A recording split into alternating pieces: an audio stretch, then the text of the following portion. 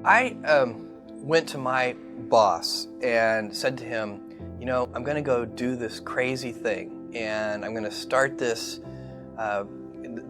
company selling books online. But then he said, let's go on a walk. And we went on a 2-hour walk in Central Park in New York City. And the conclusion of that was this, he said, this actually sounds like a really good idea to me. But it sounds like it would be a better idea for somebody who didn't already have a good job. And he convinced me to think about it for 48 hours before making a final decision. And so I went away and was trying to find the right framework in which to make that kind of big decision. And I'd already talked to my wife about this, and she was very supportive and said, look, you can count me in 100%.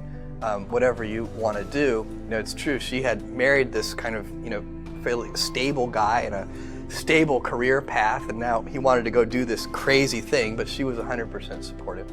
So it really was a decision that I had to make for myself, and the framework I found, which made the decision incredibly easy, was what I called, which only a nerd would call, a regret minimization framework.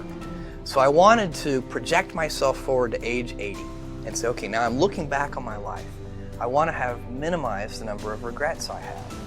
And I knew that when I was 80, I was not going to regret having tried this. I was not going to regret having trying to participate in this thing called the internet that I thought was going to be a really big deal.